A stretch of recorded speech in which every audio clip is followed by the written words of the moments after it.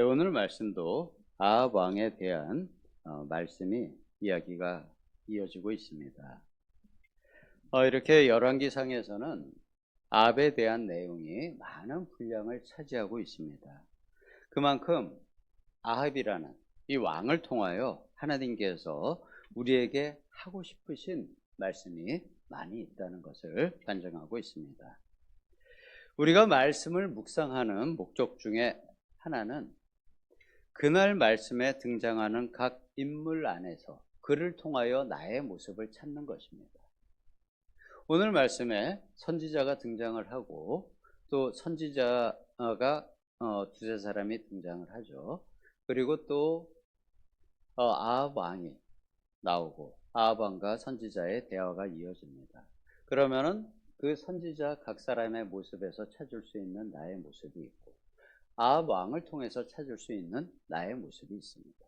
각 인물들에게 저 찾을 수 있는 나를 하나님 앞에서의 나를 대비해 보는 것이죠.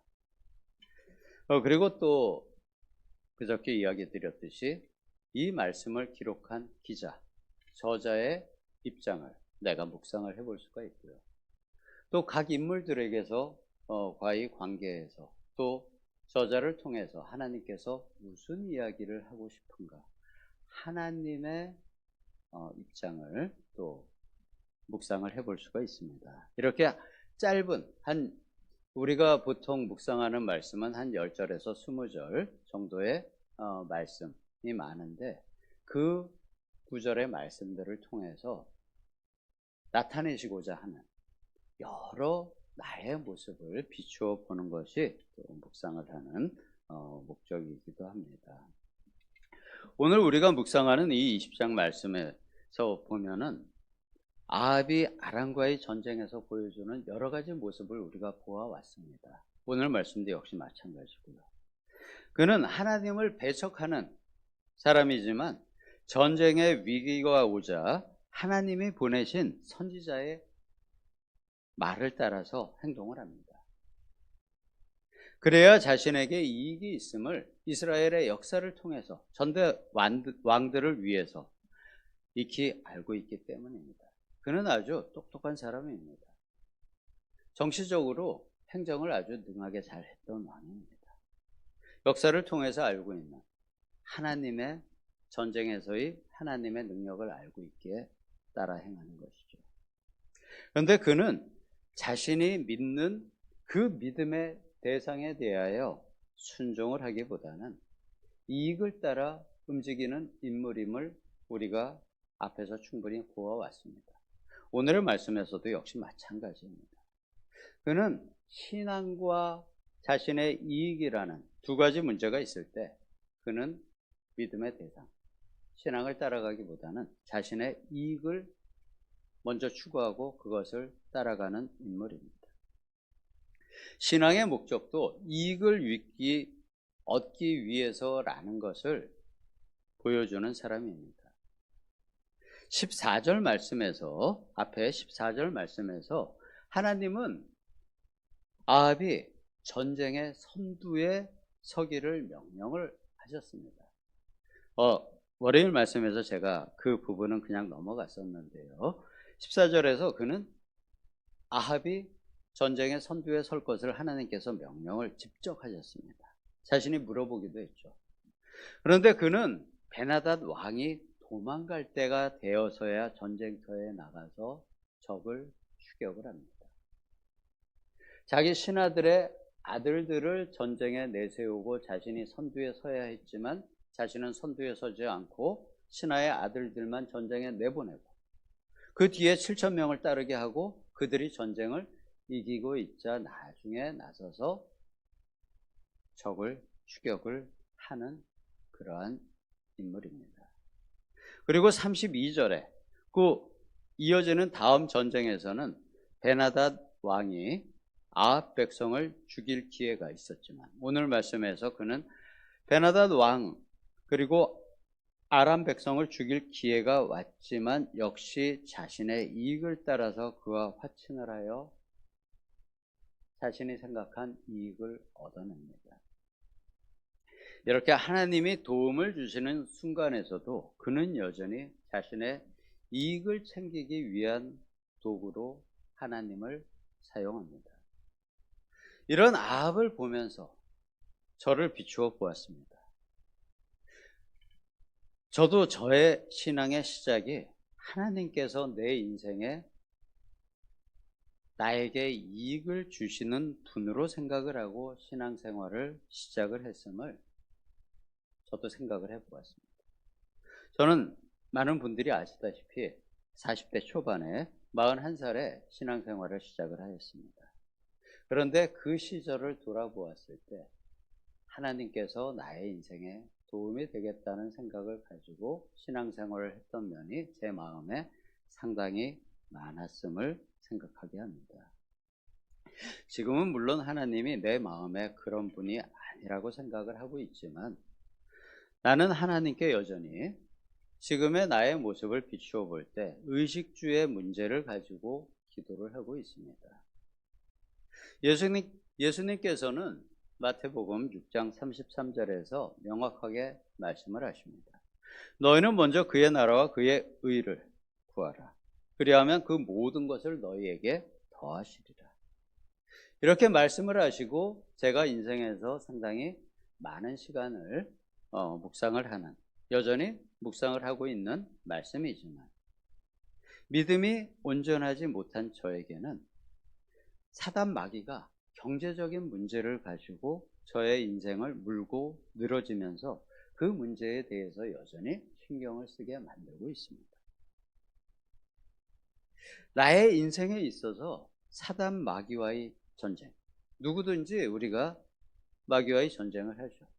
그런데 저에게 있어서는 그 마귀가 경제적인 문제를 가지고 저와 사단 사이에서의 전쟁의 소재로 그가 사용을 하고 있습니다. 그렇기 때문에 저는 그것을 가지고 씨름을 할 수밖에 없는 것이죠. 물론 하나님의 보호하심 아래서 그 날개 아래서 제가 매일 공급을 해주시는 만나를 가지고 살고 있습니다. 그렇지만 여전히 자유를 얻지 못하는 부분이 제 마음에 많이 있습니다. 아합에 대한 적힌 내용을 보면서 마음이 편하지 않은 부분이 나에게도 역시 많이 있음을 발견하게 됩니다. 나에게 아직 세상에 대한 집착이 남아있음을 보게 되는 것입니다. 아합을 볼 때 아합은 자신의 이익에 부합하지 않는 하나님의 말씀은 따르지 않음을 보게 됩니다. 하나님의 말씀보다 자신의 이익에 더 부합된 되는 것이 있다는 판단이 있을 때 그것을 따라 행동을 하게 됩니다. 20장 말씀에서 대표적인 것이 말씀드린 두 가지, 전쟁에서 선두에 서지 않은 것, 그리고 또 베나닥과 그의 신하들을 처형하지 않은 것입니다.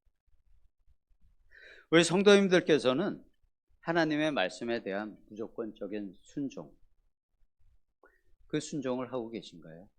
또 눈에 보이는 이익이 있을 때 과연 하나님에 대한 순종과 눈에 보이는 이익 중에 어떠한 선택을 하면서 살아오셨나요? 오늘 말씀을 통해서 이러한 것을 한번 돌아볼 수 있습니다. 하나님은 하나님의 지혜로 아합을 판결을 하십니다. 하나님의 결정을 일방적으로 알리면은 그의 마음에 섭섭함이 있을 수도 있고 분노가 있을 수도 있죠. 왜냐하면 모든 사람은 자기 자신을 합리화하기 때문입니다. 우리는 심지어 하나님 앞에서도 나 자신을 합리화하기도 합니다. 아합 역시 충분히 그럴 수 있는 인물이기 때문에 하나님께서는 아합에 대하여 스스로 판결을 내리도록 유도를 하십니다. 유도신문을 하는 것이죠. 한 선지자를 보내어 왕에게 질문하게 하였습니다. 그 선지자가 왕에게 이렇게 물어봅니다. 왕은 판결을 하는 사람이죠. 그래서 마치 왕의 판결을 기다리는 것처럼 선지자를 통하여 물어보게 합니다. 내가 전쟁에 나갔습니다. 그래서 그 전쟁에서 A라는 사람을 만났는데 이 A가 B를 데리고 와서 그를 나에게 지켜달라고 부탁을 하였습니다. 그런데 만일 이 비를 잃어버리게 되면은 나의 생명을 그가 취하거나 은 1달란트를 받겠다고 했는데 나는 거기에 동의를 하였습니다. 그런데 내가 이리저리 일을 보는 동안에 전쟁에 참여를 했는데 전쟁을 하는 동안이라고 표현을 하질 않습니다. 내가 일을 하는 동안에 비가 없어졌습니다. 그러면 제가 어떻게 해야지 됩니까? 라고 질문을 하죠. 그러니까 왕은 단호하게 대답을 합니다. 너 스스로 결정을 하였으니 그대로 당해야 합니다. 즉 네가 죽거나 은 1달란트로 갚아야지 된다고 왕이 판결을 그 사람에게 해주는 것이죠. 그러자 아합에게 질문한 사람이 눈을 가린 수건을 벗어 보입니다. 근데 그는 자기가 알고 있는, 아합 왕이 알고 있는 선지자 중에 한 사람이었습니다. 이제 선지자가 아합에게 하나님께서 전하게 한 말씀을 전합니다. 내가 하나님께서 멸하기로 작정한 사람을 너의 손으로 놓아 주었으니 내 목숨은 너의 목숨으로 그의 목숨을 대신하고 너의 백성들은 그의 백성을 대신하게 될 것이다 라고 판결하시는 거죠. 베나다드를 살려주었으니 너의 목숨을 내가 취할 것이고 그의 백성들을 살려주었으니 너의 백성들로 내가 대신 받으리라 라고 하나님께서 판결한 것을 알려주십니다. 아합은 하나님이 죽이기로 결정을 하시고 또 아합에게 맡기신 전쟁 포로를 그의 이익을 위해서 풀어주었습니다. 아합은 자신이 생각한 그 이익을 얻은 대신에 하나님 말씀에 불순종한 대가를 이제 받게 됩니다. 만약에 나도 나의 이익을 위해서 하나님께 불순종한 것이 있다면은 같은 판결이 나에게도 내릴 것입니다. 나에 대한 적용이죠. 그 이익이 만약에 작은 이익이었다면은 작은 대가가 따를 것이고 큰 이익을 내가 취했다면은 큰 대가가 따를 것입니다. 아합은 자신과 백성의 목숨이 대가가 되었습니다. 우리가 보통 법원에서는 검사가 죄를 알려주고 판사가 판결을 합니다. 이렇듯이 하나님은 선지자를 통하여 아합에게 죄를 알려주고 판결도 알려주셨습니다. 자, 이런 상황이 됐으면 어떻게 해야지 될까요? 세상 법정에서는 그 죄에 대한 대가를 그대로 치르면 됩니다. 그리고 끝이 나죠. 그렇지만 하나님과 우리와의 관계는 꼭 그렇진 않습니다. 아합은 자신이 지은 죄에 대하여 하나님 앞에 회개했어야 합니다. 이 역대 왕들을 보게 되면 왕 중에 하나님 앞에 아주 큰 죄를 지었던 왕이 있었습니다.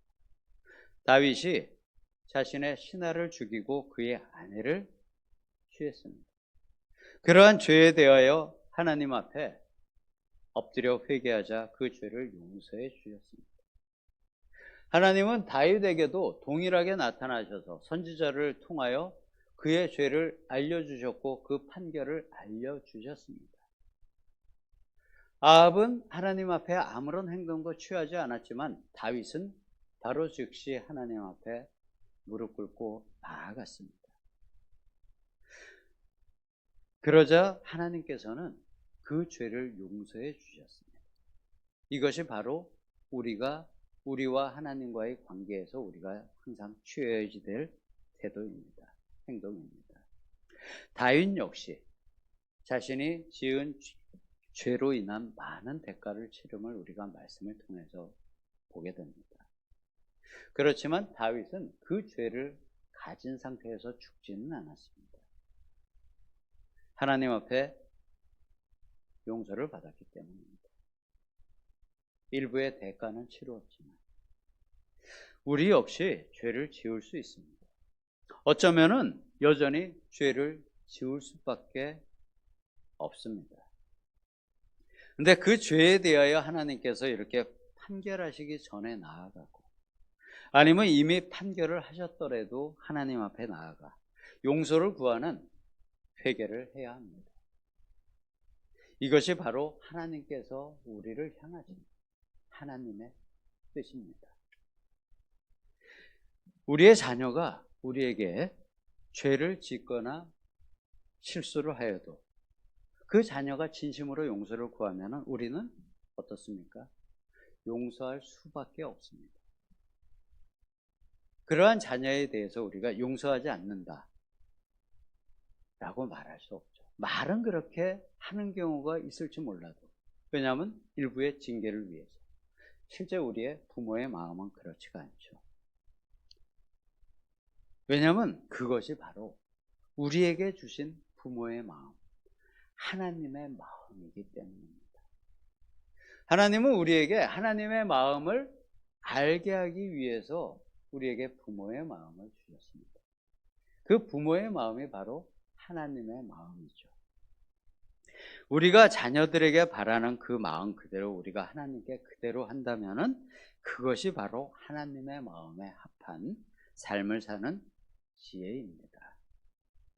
오늘도 아버지 하나님 앞에 나아가셔서 깊은 교제 나누시기를 예수님의 이름으로 축복합니다. 네, 제가 기도하겠습니다. 우리의 죄를 끊임없이 용서하시는 아버지 하나님, 오늘도 우리의 마음이 아버지께 향하지 못한 부분이 있다면 용서해 주시고 우리가 온전히 아버지 앞에 나아가 서기를 예수님의 이름으로 기도드립니다. 아멘.